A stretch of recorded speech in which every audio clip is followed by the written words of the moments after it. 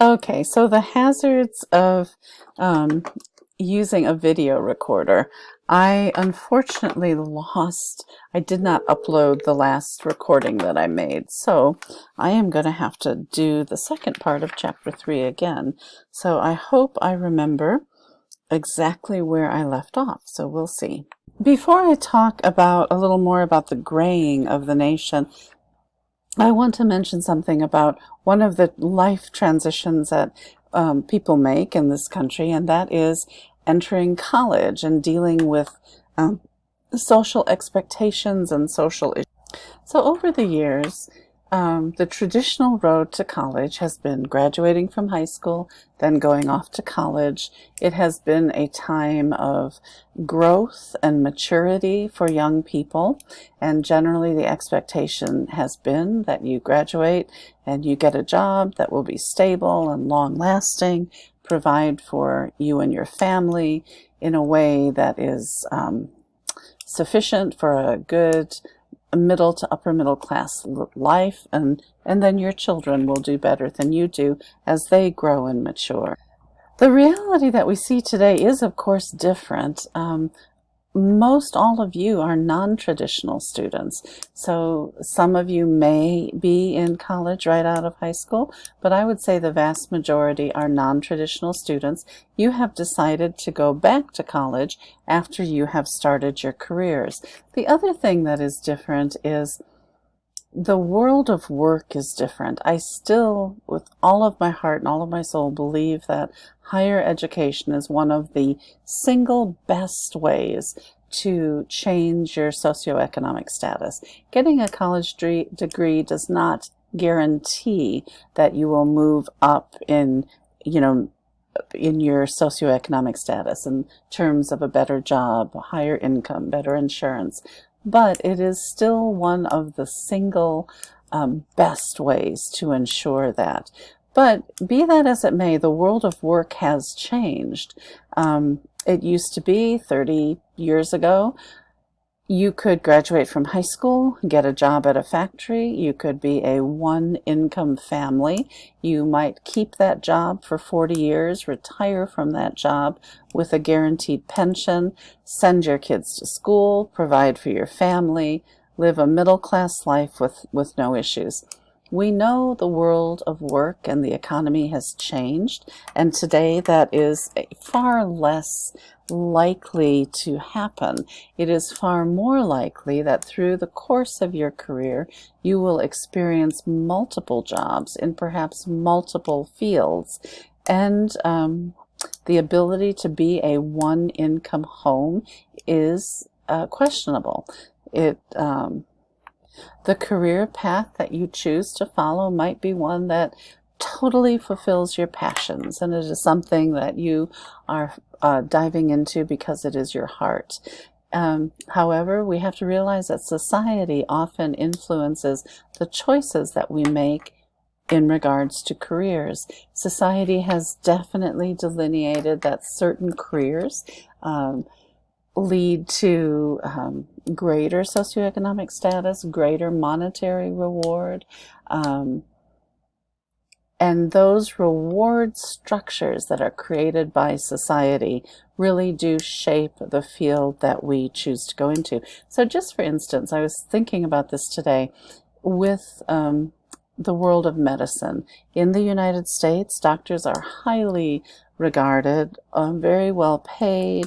It is a very sought after position, a lot of high status, and that's the way it is. In other countries, such as, let's say, the UK or even Russia, where medicine is, the reward system for physicians is different. Russia has more of a socialized medical model, and England kind of as well. Physicians are still highly regarded, but their monetary compensation is significantly less than it is in the United States. So that means that the reward system that has been established by society does not put that occupation at quite as high a level as it does in the United States. So what difference does that make for us? it it is important to realize that sometimes the choices that we make are influenced all the time. The choices that we make are influenced by society, and society. So when we look at a high status or a low status position, it isn't because that position is inherently high status or low status. It is because society has conferred upon that position high status or low status. If we lived in a world where, garbage collectors were highly sought after and vaunted, and that position was lifted up, then so it would be. And that might sound kind of silly. It's an extreme example, but I do want to just emphasize that it is not inherent in the position that it is prestigious. It is what we as a society ascribe to the position that makes it prestigious. So within our society, we all get input that if we go to school, we'll get a better job, a better career, and what have you. So think about the difference then it makes if you grow up in an area where there are no role models. You don't have any input. You don't have any models of people that went to college. You don't have any models of high status positions or people in your neighborhood occupying those kinds of positions. It is easy to understand then why children coming out of that type of environment are less likely to have dreams of entering into those high status positions. That's a little bit of a segue, but I think it's an important one. So finally, what do children think? Well, we looked at how the desire to become like your parents drops off significantly in the teenage years. But we talked about the juxtaposition that even though teens in those, early teenage years no longer want to be like their parents, they still have a huge desire and a huge drive to spend time with their parents. So I think in every generation there is a lament that children are not keeping the values that their parents had, and they're turning away from things that were important to their parents. And this is largely influenced by media, and in our day and age it can be social media and technology. In previous days it could have been television and radio, and then before that it could be reading material that was not considered appropriate. And I think that every generation has experienced this type of fear. So even with teens that are moving apart and expressing autonomy from their parents, when interviewed and when they are asked questions by researchers, they still point to their parents as very influential in their lives, even if they don't like to admit it. And in addition, even though we have a lot of discussions about the decline of religion, the decline of organized religion, that may or may not be true, but what is still very valid is that religion is a very active and significant socialization agent in our children. Okay, finally, I want to shift the conversation back to the graying of our nation. And I want to talk a little bit about one of the factors that happens as our population continues to age. And that is when we look at the number of drivers that are 70 or older today, we're looking at a number of about 30 million drivers. That's a big number. And we also can look at a statistic which is pretty significant, and that is that there are more traffic accidents and traffic deaths today related to elderly drivers than there are traffic accidents and traffic deaths related to drunk driving. So that's a pretty significant number, and that number of elderly drivers is only going to increase as our population continues to age. Now, you might think this means that drivers over the age of 70 are all bad drivers, and that is not the case.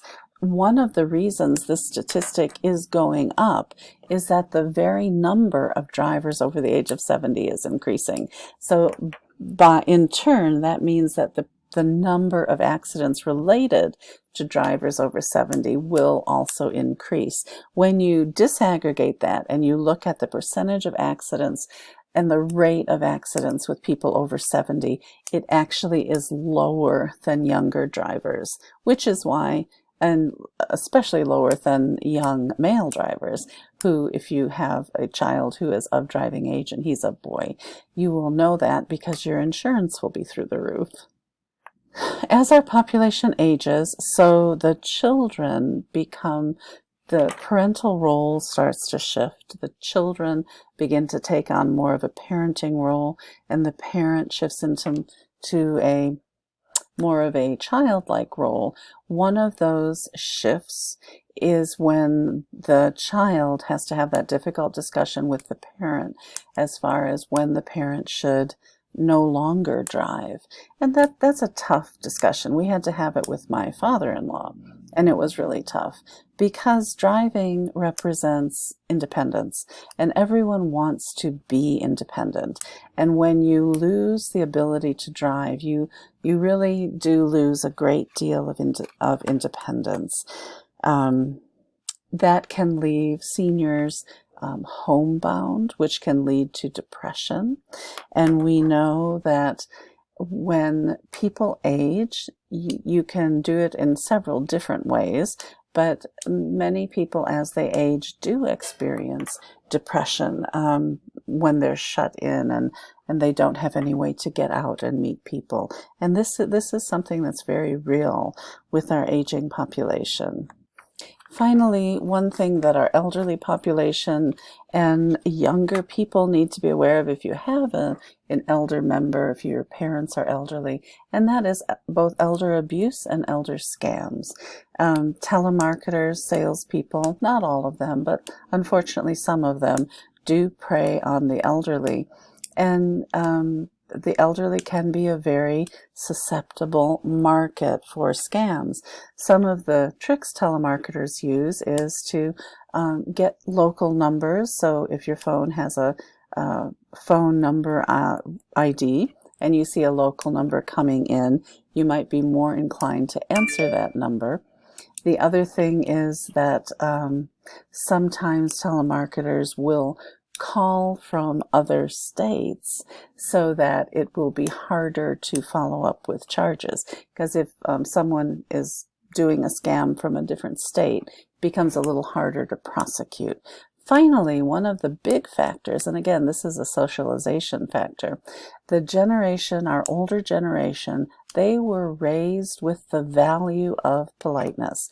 So it is very important for that generation to be polite. They don't want to hang up on someone. They don't want to not listen to someone. They don't want to be rude or abrupt, and no one does. But that value of politeness does make it hard for some of our older citizens, older people, to put an end to someone who is trying to perpetuate a scam. Elderly women are often at greatest risk for elder scams. There are a number of factors for this. The one is that women tend to live longer than men, and so many of the elderly women are widows. Many of them are lonely. Many of them are looking for interaction with people, and sometimes the person that is perpetuating the scam provides that interaction, and so the elder woman continues and gets deeper and deeper into the scam. Unfortunately, with the sophistication of scammers, once someone has been scammed, then just like once you shop at a store or give someone your email address, you are on a list. So you are on a list if you have been scammed and will be more likely to get additional scams. So it really is a insidious process, and people do prey on the elderly, which is really very sad. Well, again, I am coming up on the 15-minute mark. This is the end of chapter 3. Hopefully, this has been interesting for you. We will have a midterm exam, which is going to cover everything through chapter 4. So hopefully this will help you with that exam. Let me know if you have any questions. Take care.